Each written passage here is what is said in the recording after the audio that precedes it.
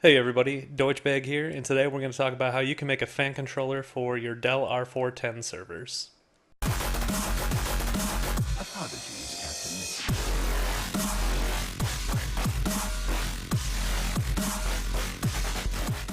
So what we're going to be doing today is making a fan controller for Dell R410. I actually have two of them that I need to just quiet down. And before anybody says anything, I'm going to throw out a disclaimer and warning and just some general information. Yes, I know that the servers are meant to move lots of air, and that's why they're so loud. And they're not meant for an office setting. They should be in a data center or in a closet. But for the price that I paid for those two servers and the amount of processing power that I get compared to like just an average consumer rig, I'm willing to chance any failures that I may have. Although once you see the difference in noise and also the difference in temperature, I think that you'll understand is really not there's really not a whole lot to worry about with this. Um, let's see what else I want to talk about. So I'm by no means an expert. I mean, I've been working in IT for nearly 10 years. I've been around hardware my entire life. This is kind of a new concept for me though, because I've never really played around with like fans or anything like that. And temperatures I've done stuff with, obviously with my gaming rig, but this is a lot different for me. So it's kind of a fun challenge, and now that I've done it, I could easily do it again. It's fairly simple, but keep in mind I'm not responsible for what you do with your equipment. There are some things that if you don't set them up correctly, you could ruin your servers or other components of the servers. Um, but anyway, I think you will enjoy this because, like I said, I got the sound way down, and and the temperatures are pretty close to the same as far as like my processor temps and everything go on both machines. So um, yeah, I guess let's talk about what you need to get started. So what you'll need to get started, you will need a paper clip, and I'll explain all this stuff as we go along with the build. But you're gonna need a paper clip, heat shrink, heat gun, Silverstone 1 to 8 PWM fan hub, and I actually had to use two of these because I have two machines. I had to do 8 24-inch 4-pin PWM fan extensions. Obviously doubled again. All these are going to be doubled, so I won't even say that anymore. But so yeah, I needed 16 of those for both of my servers. 4-pin PWM Y cable. That's because I was controlling two servers. And then we have just a spare computer. So if you have a computer laying around and it happens to have the 4-pin PWM fan header, like that's what you're gonna need. And just a download of SpeedFan, which if you haven't used it, it's a pretty cool little application that allows you to control your fan speeds. That should be pretty much it. And I guess with that, I'm going to just take you into the build video, which was just a bunch of clips that I threw together, showing you the process as I went along and built everything. Alright, so like I said, one of the first things you're going to need is your handy dandy paper clip. Just make sure that, like you can see here, that this paper clip's a little bit smaller than this one. The size of the paper clip does matter, so make sure that you have one that is actually going to fit inside of the cable to release the pins. And I'll show you what I mean right now. So these are the PWM fan extension cables that I was talking about, 24 inches long, and it's got one end that is one female end, which is the end that's going to plug into our fan controller, and then you got the male end, which unfortunately you can kind of see the exposed pins in the back here, and this side does not have that, so we have to use another method to get those pins out of there, and I'll show you how to do that right now. Alright, so after you take the cable out, you want to get to this top part here, where you see the little prong sticking out, and there are four pins, and I don't know if you can see it, but just above each pin, there's a little bit of a gap, and basically what you want to do with that, let's see if I can actually make this happen on the first shot. And already failing. Basically you want to stick the pin in there. We can get into focus. No, not happening. Well, anyway, get it in the top pin there, and honestly all you're going to do is just shake it back and forth. Don't do it too aggressively because you don't want to break the pin, but you do want to do it enough that that it loosens it up, and you want to do that for every single pin. I say every single, but really there's only 4 pins you need to do that to. Sometimes it's hard to get into that little gap, but eventually it works. And do pin number 4 here.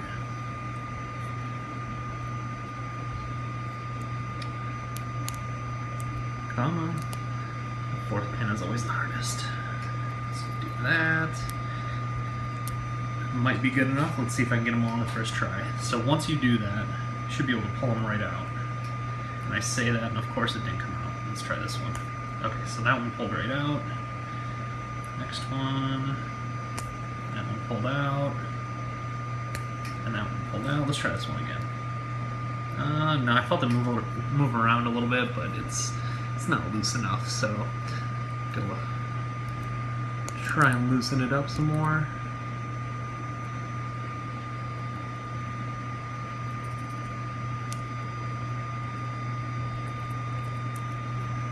And there we go. Okay, so now we have 4 exposed pins. And so now all you need to do is do that 8 more times. Sorry, 7 more times. If you are doing this for one server, I will have to do it 16 times total because I need 16 of these cables. So yeah, once you have that done, you can move on to the next step. Alright, so just a quick overview. This is going to be your Silverstone 1 to 8 pin hub. And as you can see, there's this one port on this side. It's kind of sectioned off right here, and basically what that means is this is the main fan. And so what you're going to do is on this end, you'll have your SATA connector, which is just for power to power all the fans, and then this will go into this. Fan plug will go into your Pwm fan header on the motherboard, and then once that's done, it will control the speed of the fan that is plugged into this port right here. All the other fans cannot be controlled independently, so those are going to slave themselves to whatever speed this is set to. If it doesn't make sense, it's okay. Just know that when you are controlling the speed of the fan on the motherboard or through speed fan, however you decide you want to do this, all of these fans are going to be at the same speed. But anyway, so now we have this set up. We have our cable that is all pinned out. So really simply, all you need to do is take your the female end of that, plug it in, and do that for all the other fans.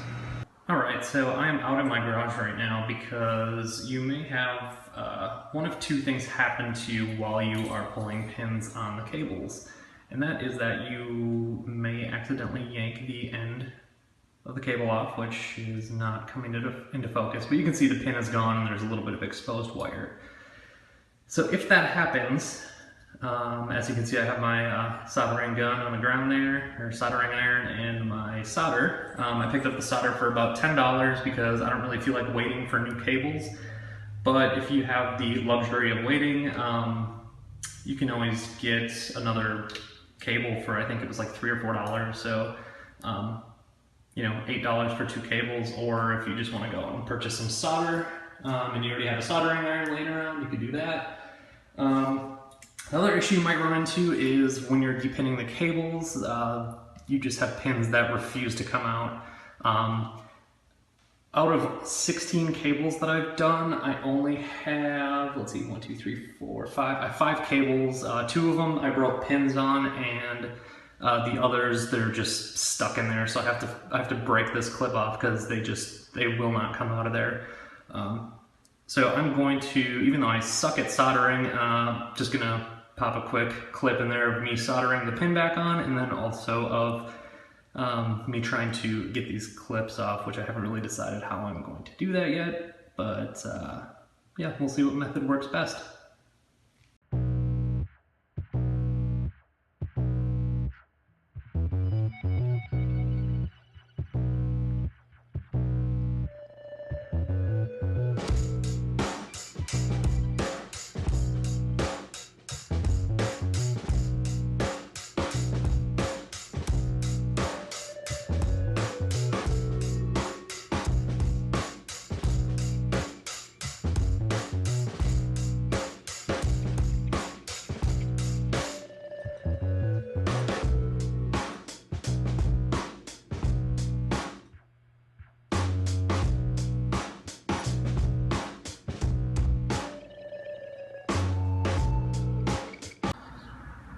Alright, so if you find something that's kind of flat, you might be able to actually push the pin out, which I think has been the easiest for me so far, so I'm going to give it a try and just see. I worked on a couple of pins for me, but it's kind of hard to do.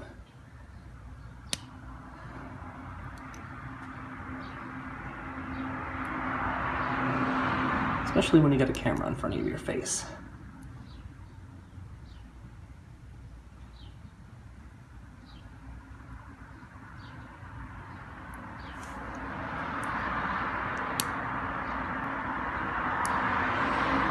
There we go. So that should work. One other thing I think that might be really easy too is if you had a Dremel tool or something like that and like a vice grips or a clamp or something like that, you could probably just clamp it on there and cut this piece off and, you know, cut around the wire so you don't actually cut that. But either one of those methods should work to help you get the rest of the pins out if you're having any troubles.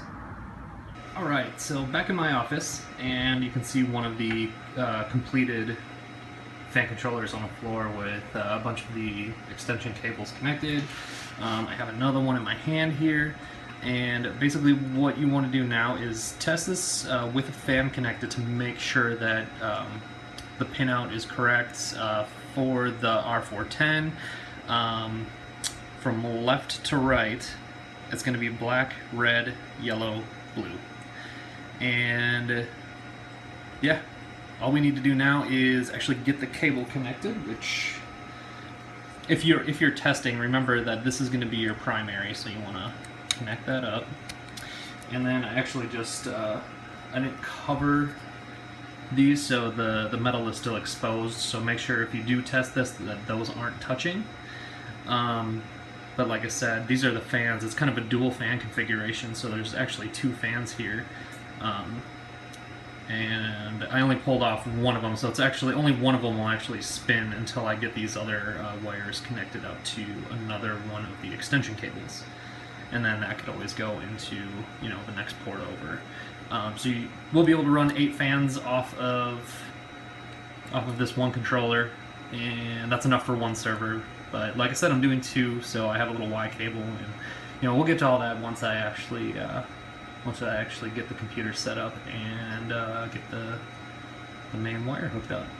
So for now, I'm going to get all the fans depinned. I'll show you how to do that, and then get the heat shrink over all of these connections so that they're not exposed. Alright, so depinning the fan is not an easy task. First thing I would recommend doing is taking a picture of where all of the pins go, so that way you can you know, reverse the process if you need to plug them back in for any reason, or if you decide to, you know, sell your servers or anything like that, you can put the stock fans back in them. So yeah, take a picture of that, make sure you have that, And then we're actually going to start the deepening process on this side. And this part I'm not going to be able to show you just because it is, like I said, it is very difficult to deepin these things. But what I've got is I've got just this little tiny needle here. And as you can see, if you go inside of here, there's these little teeth. And basically you just need to pull them back. And once you pull them back, you should be able to jiggle the pin loose and pull it out of the connector. So I'm going to do that.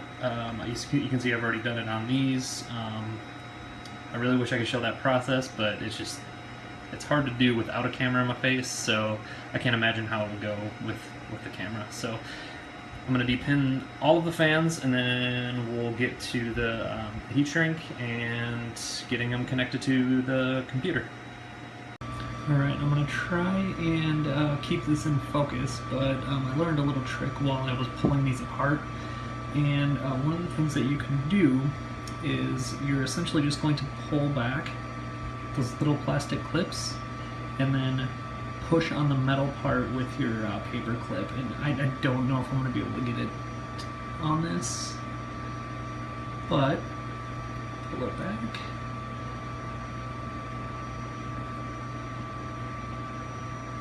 Yeah, it's too hard to do while I'm on the camera, or while I'm behind the camera, I should say. Pull it out.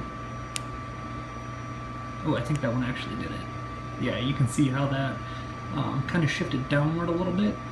Let me try it on this last one.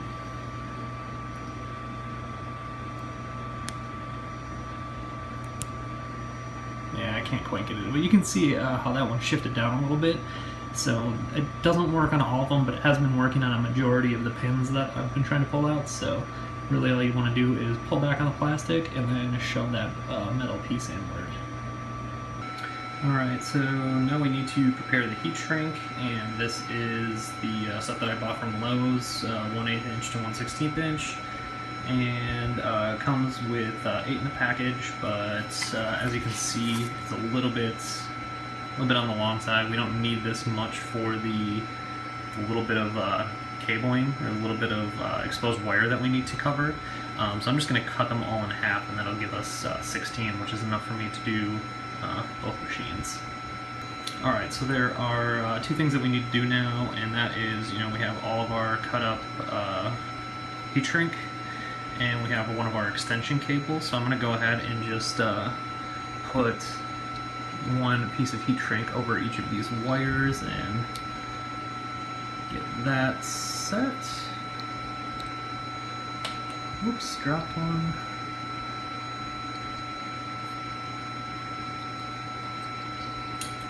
Let me grab my last one. Alright, so that is set. I could pick up the rest of the cabling. Alright, so we have all of our heat shrink. I just slid it all the way down the wire, that way I make sure it's not going to slide off. The other thing that we need to do is on the fan itself, since you have 2 sets of wires that are the same color, you'll have some that are the 4 cables that are solid colors, and then you'll have the 4 that have a white stripe on them. Make sure you pair those out so that they, they're paired with their own, so all the ones with the stripes on one side, all the ones without the stripes on the other side. And then remember the pinout from the brick is going to be black, red, yellow, blue.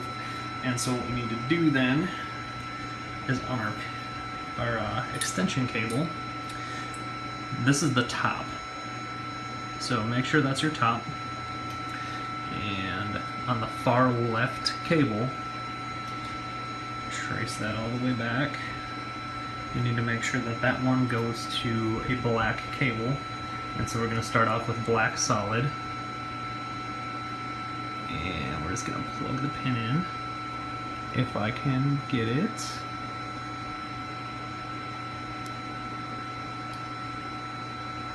Okay, there we go. So we got the black one plugged in. And you're going to do that for the rest of the wires, left to right, black, red, yellow, blue. So with that, once you have that done, then you can pull the heat shrink back up and put it over this spot. Obviously once you get all the rest of the wires done, but then once all the rest of the wires are done, you're going to have your exposed wire covered with the heat shrink, and we're going to heat it up so that it doesn't slide around. Alright, so I've got all the fans connected now, and I moved the heat shrink. It's still loose on there, but I moved it over each of the exposed connections so that I can test them. So all the fans are then plugged into the, don't mind all the extra wire, plugged into the controller. Controller is plugged, this is the wrong wire. Controller is plugged into the SATA power, and then the cable going all the way back to the, you can't really see it, but the 4-pin fan header there. And looking at speed fan, you can see I have the PWM set at 7 for those. And you can see that they are spinning a little bit, but let's crank them up a little bit.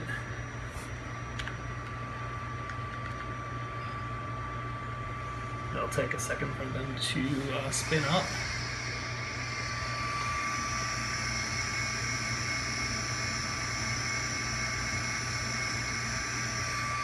And then let's go up even higher than that. Let's go to 50. And then I can actually hear them. So now we're ready to do the heat shrink and put them back into the server. Alright, so now the next step of this is to heat up the heat shrink over these connections, so that way this tube is nice and tight on there and it doesn't allow any exposed wire. I may need to actually take all of these off and do them individually, just because I don't know how this is going to work out, but I do have my heat gun, which I think I picked up for like $10 a while back for a different project, and so I'm going to use that to heat this up.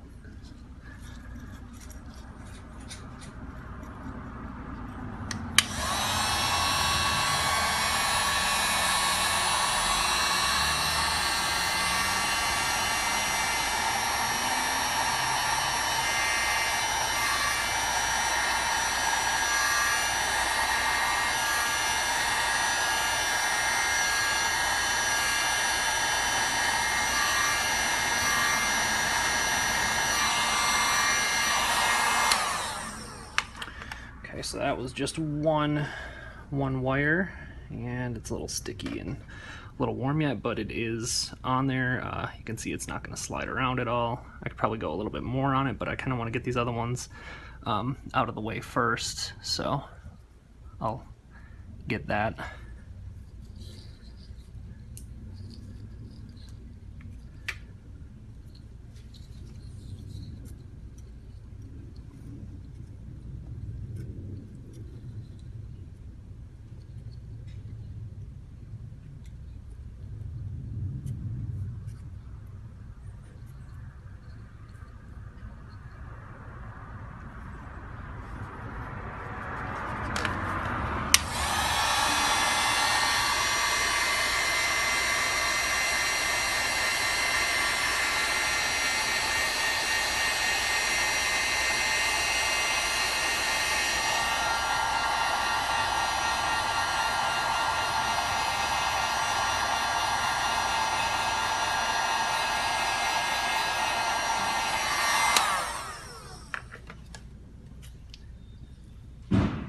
Yeah, so that looks pretty decent, I guess. So I'm just going to go ahead and do all of the other fans until they're all done, and then we can start putting everything together.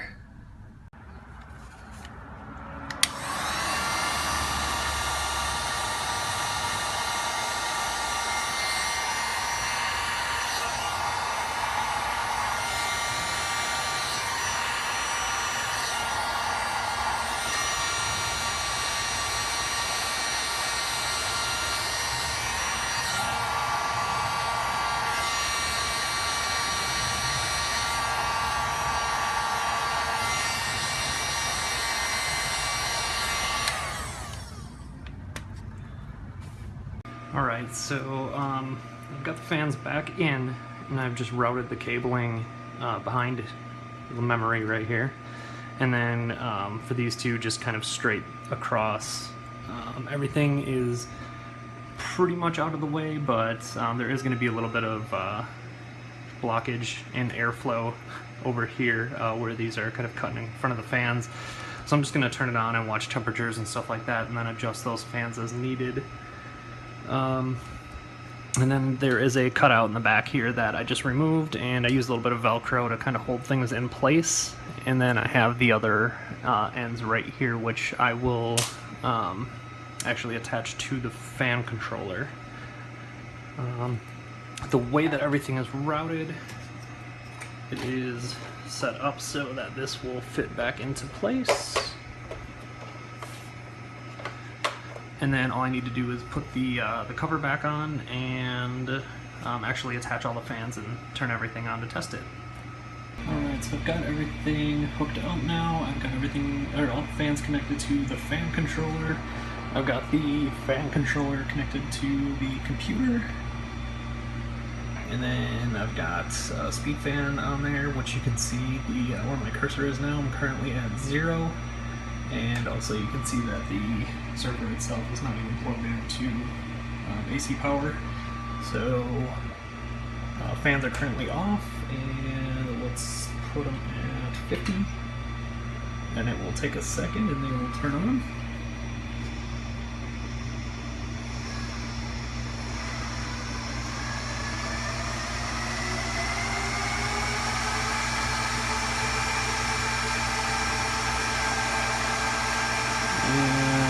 So let's drop that down a little bit to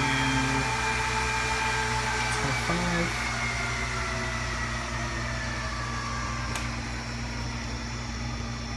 And it's back down to 25 now. So that appears to be working. So the only thing I have left to do is actually turn on the server and then just monitor my temps to make sure that I find the right percentage to run the fans at. Alright, so now that we have the hardware side of everything set up, we need to talk about what to do with the software side of everything. So something to keep in mind is that if your server is set to automatically power on after a power outage, which most probably will be if you're hosting servers or like have a file server or anything like that, you'll want to make sure that your fan controller computer is also set to power on, because otherwise what's going to happen is your server is going to turn on and the fans will not turn on because your fan controller PC is going to be off. So make sure to have that set up in the BIOS. The other thing is that if you don't have your computer set to automatically log in, what's going to happen is your server will come up, your fan controller PC is going to come up, but your fans are automatically going to be running at 100% because speed fan isn't going to pick up until the OS actually starts and you get logged in and it runs from startup. Which I should also mention, you will want to put speed fan in your startup folder. So with that being said, for the auto login part, you'll actually need to go into the registry. And I'll put this in the description, but you'll need to create a key under HKey local machine, software, Microsoft. Let's scroll down here a little bit. I think it's Windows NT. Yep, right there. Current version, and then WinLogon. And then what you're gonna the keys that you need to create. You need to create a D word for auto admin logon and set it to 1. You'll need to create your default password, which will be, if you already have an account that you're logging into the PC with, it'll just be the username and password for that account. Obviously, I'm not going to show what I'm using here, but you can use any account. If you don't have one created, just create an account on the PC and use those credentials. That's all you'll need to do that. And then restart the computer, and if it automatically logs in, it worked. If it didn't, you did something wrong. So let's say your computer automatically logs in now and SpeedFan starts. You'll probably need to play around in SpeedFan a little bit to figure out which PWM you're actually controlling.